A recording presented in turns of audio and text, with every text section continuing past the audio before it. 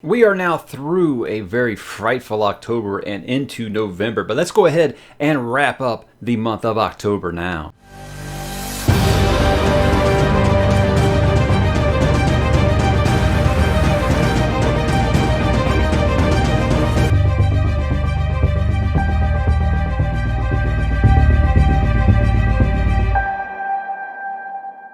Hey, what's up, bookworms and those looking to be distracted from the events in the States today? I am Mike, and I'm here to tell you about the month of October. So, guys, we are now in November, so it's time to wrap up the month of October like we always do. And we're going to begin by talking about what did I read this month. Now, I read 6 books this month plus. I'm going to say 6 plus because there's a couple that I haven't actually finished. I did The Willows by Algernon Blackwood, A Time of Blood by John Gwynne, Saint's Blood by Sebastian de Castell, Weave World by Clive Barker, Eyes of the Dragon by Stephen King, and Empire of Silence by Mr. Christopher Rocchio. And I said the 6 plus is I am about 3/4 done with Fires of Vengeance. That's the new Evan Winter book. And I say about 60% through the final Banished Lands book, A Time of Courage by Mr. John Gwynne. Now, you want to talk about my favorite book of that group? You think here? I got some of my favorite authors on here. I got Stephen King on here. I've got John Gwynne on here. These are some of my favorite working authors, right? But I'm going to go with Empire of Silence by Mr. Rocchio. I think because it was that kind of kick in the pants that I needed.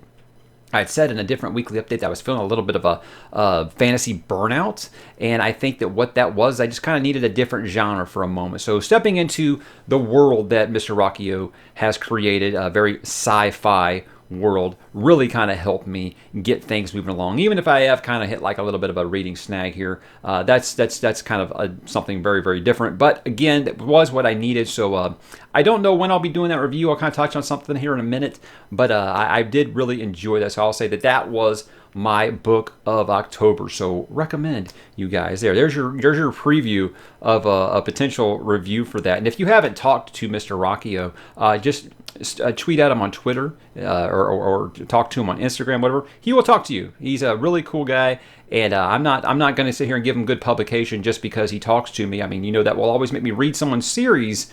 However, it doesn't matter how much you talk to me. If I don't like the story, I'm not going to sit here and tell you that I really enjoyed it if I didn't. But I will tell you that I did really enjoy it. And I'm actually upset that I don't know when I'll be able to get to books 2 and 3 right now. So what I give my little book of October, the kind of bit of the little push there that I think it deserves. The rest of those I've either done individual reviews for, or I will be doing reviews for, or I've kind of touched on the first in the series. I don't feel like you need me to give a review of the sequels. Speaking of the channel, let's go ahead and talk about the channel here, because I got some good old numbers I always like to share with you guys. I know that everybody's crazy about this segment, but that's why I've got timestamps, guys. So if you don't care about the numbers, you can just go to the next section and talk about my most popular videos. But there are a couple of things I want to talk about. I want to say up front, I knew that the growth was going to be a little slower this month because I did decide to dedicate the entire month of October to a single genre. So I knew if someone isn't into the horror genre, it was going to be a very slow month. So all these numbers will dictate that. Also, though, I do feel like the September numbers were a little inflated due to Stormlight September and a new Dresden Files book. So kind of balances out. I'm not alarmed or anything like that. But let's say I added 2,331 subscribers this month. That is down 439 from September. 243,000 views on the channel, down 3,400 from September. 35,000 hours of watch time, down about 1,000 from September. Like I said, I expected that when you focus on one genre. Now look, here's the thing, is I say I'm not going to be a slave to the algorithm or things like that, because I've had lots of people, me saying that I felt like Fright Fest was kind of a flop as far as like traffic went for the channel. I've had a lot of people like, oh, it doesn't matter, views don't matter. Look, I agree. Views don't matter. I'm always going to do what I want to do on this channel, or what you guys want me to talk about. I'm always going to do that. I'm never going to be a slave to the algorithm. I'm never going to submit to peer pressure that you have to cover this book because everybody wants it kind of thing. Here's the thing, though, is say you have one bad month, YouTube will blast you into obscurity with their algorithm. That's just the sad truth of the matter. And I would like for the channel to keep growing. I'm satisfied with the audience that I have right now. Don't misunderstand me.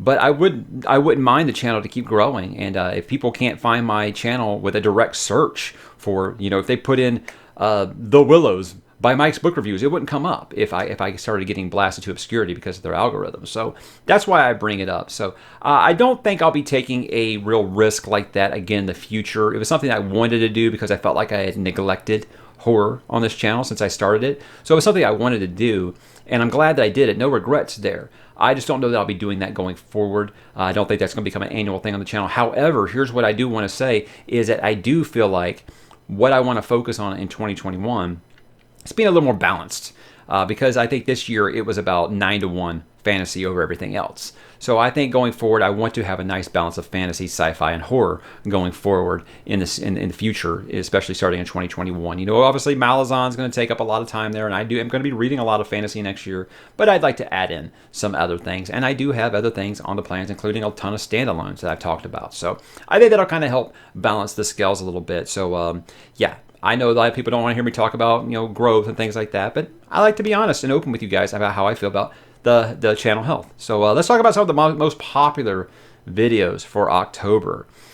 Not going to have any big hits like I had last month. You know, last month I had Dune, I had Stormlight, I had Dresden Files, so everything was a little expanded there. This month, not so much. Anytime you do a top 10, it's probably going to do pretty good. I'm not as crazy about the tier lists as everyone else is, but I did say, hey, let me go ahead and throw a top 10 horror books in there now as we got towards the end of the month. And I did the top 10 horror books. I got 7,000 views. That's the big daddy for this month. Compared to, like I said, those other series, not quite as much, but I know that that's nothing to sneeze at. It's fine. I generate a lot of conversation. That's what I always like about these, is getting a lot of reaction, a lot of discussion in the comments. A lot of people tell me why my list was wrong. That's always a lot of fun, right? September book haul videos, they're just pretty much undefeated. You know, 6,300 views. People like to see new books, and good news, guys, if that's how you really feel, because the October book haul, I've had some very generous people this month. That's all I'm going to say. So I want to thank them and give them the thank you and recognition that they deserve when I do that video a little later, probably a couple weeks from now. At the Mountains of Madness was number 3 with 4,900 views.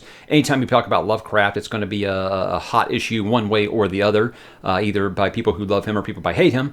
But I think that that was not the one I expected. I expected maybe Shadow over Innsmouth or Dunwich Horror both to get more conversation in that one. But that one was the most popular one.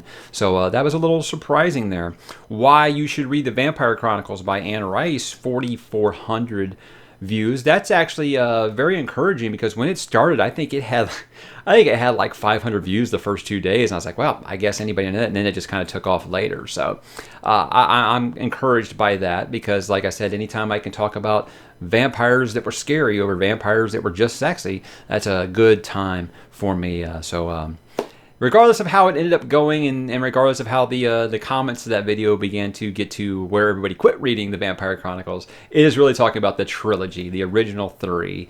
And so I was always just excited to talk about that, because that pretty much is my high school years, along with Crichton and King, is the 3 Vampire Chronicles books that were out at the time. It was a good time, and it was a lot of nostalgia, I know.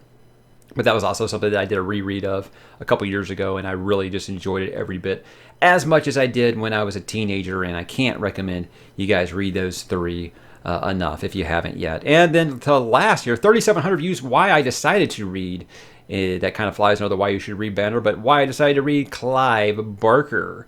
That is very encouraging, because I also did a review for Weave World, but I am planning on reading Books of Blood next year, maybe a Magica, maybe Damnation Game, maybe Cabal. I mean, there's lots of options I have here, but I am doing Books of Blood next by Clive Barker, and I was very encouraged by what I read by Mr. Barker. If you watch my Weave World review, just saying how much I appreciated his writing style. I was really surprised by how much I liked his writing style. It was very, very impressive, because I think it's just something you don't hear very much when people talk about Clive Barker. You don't really hear him talk about his prose being just like magnificent as it is. So that was really cool to get a lot of feedback there, a lot of recommendations for where I should go with that. A lot of a lot of fellow Stephen King fans saying that if you're looking for something a little more Stephen King-ish, maybe try this author, or, hey, if you think that you really like this book, maybe you should try this one by Clive Barker. So a lot of new recommendations come up, and like I said, if I want to kind of try to balance things on this channel a little bit more going forward, it's really nice to have options for horror besides just always falling back on King or just Barker or things like that.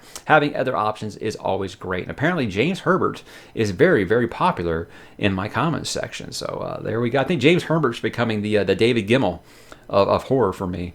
Is an author that gets recommended quite a bit. That or the House of Leaves, I think, are probably my biggest recommendations. Let's get into some November goals here. Look, I just want to get back in the groove. Like I said, you stick on one genre for a while. It feels like kind of freeing.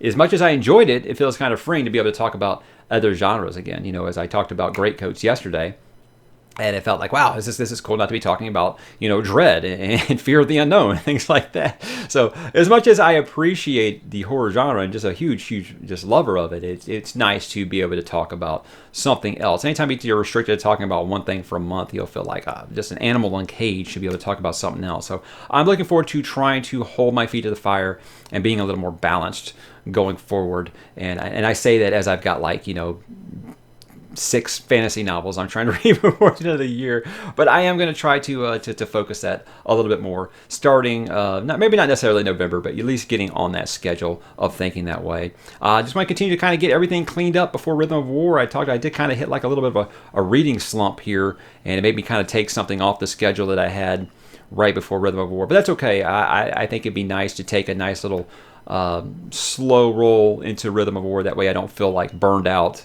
when I get a new Brandon Sanderson book that's this thick, So I'm going to finish up Time of Courage by John Gwynne, Fires of Vengeance by Evan Wynn. I'm almost done with both of them. And then just kind of take it easy with Tyrant's Throne, the last Greatcoats book before Rhythm of War gets here on the 17th. So guys, we are almost there. 2 weeks. It's exciting, isn't it? A couple of pending author reviews are coming up, hopefully, in November. I don't want to say who they are yet because I haven't gotten them actually nailed down, but I've spoken with both. One of them I've spoke directly to the author. Another one, the author, let's just say he is so big that he had to have his publicist get in touch with me. And I've been talking with his publicist and trying to work on getting his schedule cleared right now. And very excited to talk about who it is. If you're on the Discord, you probably already know who I'm talking about.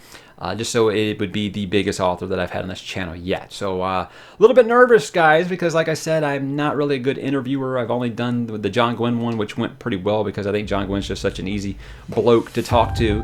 But yeah, this one I'd be a little bit nervous, so I will be leaning on you guys for questions if it does happen. But we will approach that when it gets here. But guys, that was the month of October. What did you read in October? What was your favorite? Let me know in the comments, and I will talk to you guys there.